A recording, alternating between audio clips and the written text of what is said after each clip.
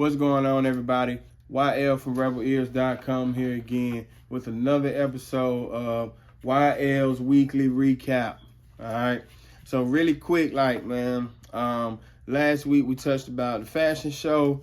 We touched about the pop-up session that I just happened to grab from an artist that I haven't worked with for a long time. So this week we'll talk about the two shows that I had and the studio session that I had going on. Remember, this is all about me telling you guys what I do audio-wise every single week. I am doing audio every single week. I do make a living doing audio. So every single week, I will definitely have something to tell you all.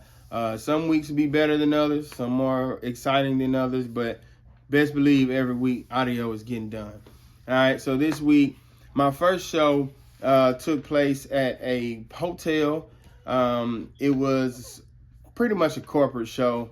A lot of speaking, a lot of talking, a lot of presenting, different things of that nature. A lot of those type of shows is just big on making sure mics are not feeding back, speakers are good. Sometimes you have delay speakers, so timelining your speakers. So depending on how big your crowd is, everyone can hear properly. And you're not getting any unwanted delays or echoes because your speakers are in different places, so the sound arrives to the same place at different times. For the most part, that's pretty much the gist of doing these corporate shows.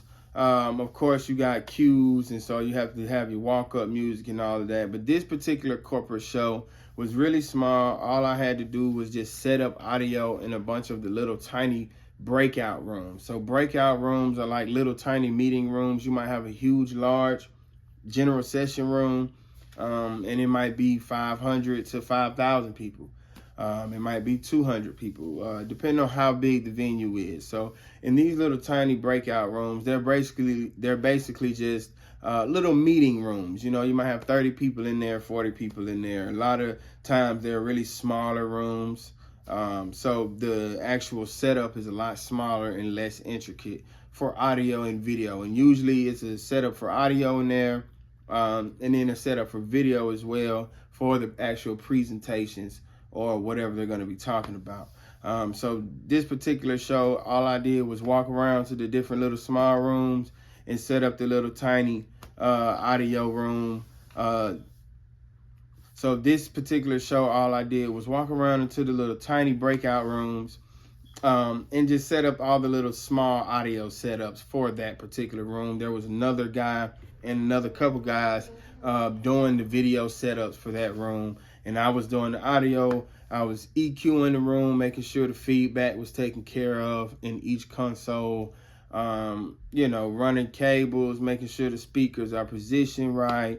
Very, very, very small, easy setups. So that was the first part of, my live sound week. And it was cool. It was easy. It was fun. I always enjoy those little tiny, small setups because it's not a lot of sweating, not a lot of work that has to go into that. The next show that I had was a little bit more intricate. The great thing about this show as well is I was actually able to do the same thing. All I had to do was set up and take it down. So I had a small show at a support center for a huge franchise restaurant company. I went to their support center and I had to take line arrays out of their ceiling. So really they're not in the ceiling, they're on lifts, but when we fly line arrays, we usually fly it in the ceiling. So these were on crank lifts, and the line arrays were probably about, maybe 20 feet in the air. I think it had to be about 8 to 9 boxes total of speakers. So line arrays are basically lines of speakers. Like if you go to concerts, maybe at your church, you'll see speakers in the ceiling, and it'll be just a bunch of boxes of speakers stacked on top of each other, a line array, right? They're in the line. And then a lot of times we'll have a curve on the bottom of them, so the bottom speakers are actually hitting the people closer, right? Usually you use line arrays for big auditoriums, big, huge hotel ballrooms, really, really large rooms where you have a lot of people. So this was a smaller line array setup. I think we had two line arrays on separate lifts, about 8 to 9 boxes in each one, Nexo boxes that I talk about all the time, NL4, no XLR running to them, just one cable.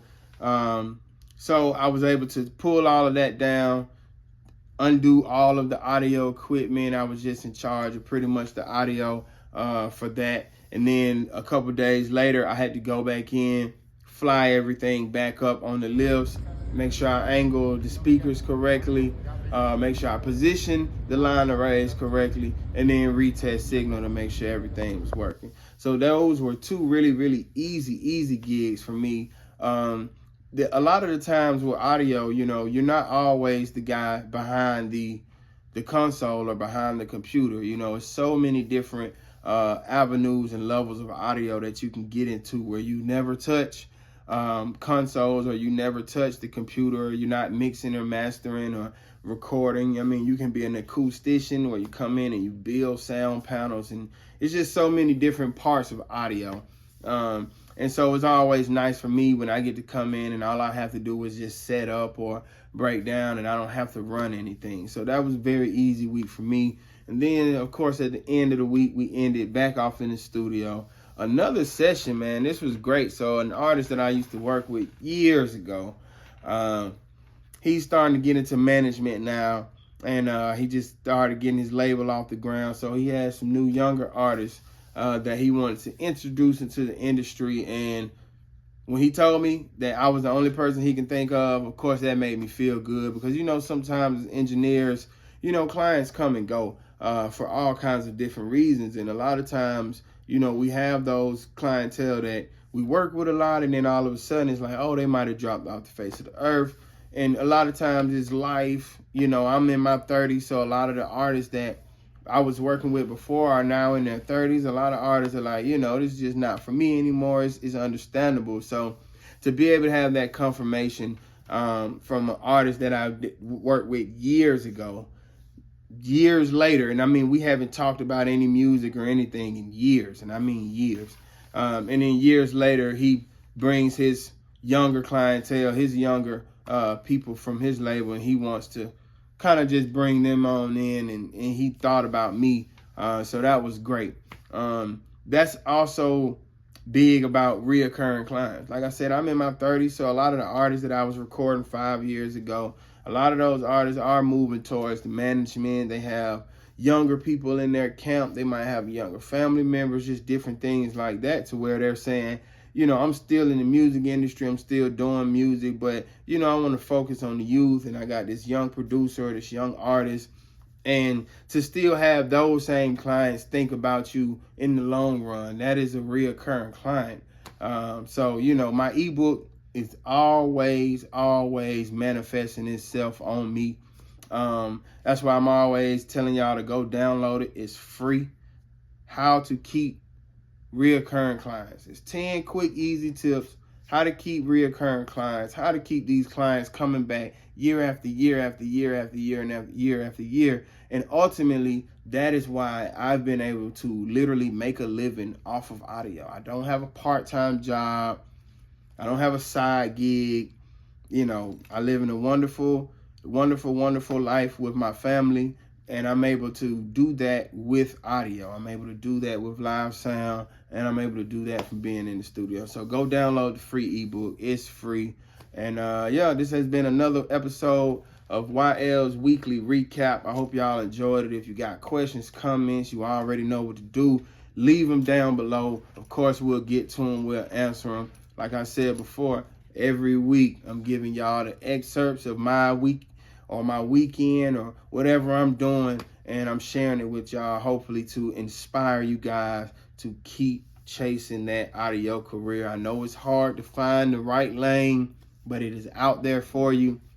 Keep tuning in, and until next time, refuse to sound ordinary.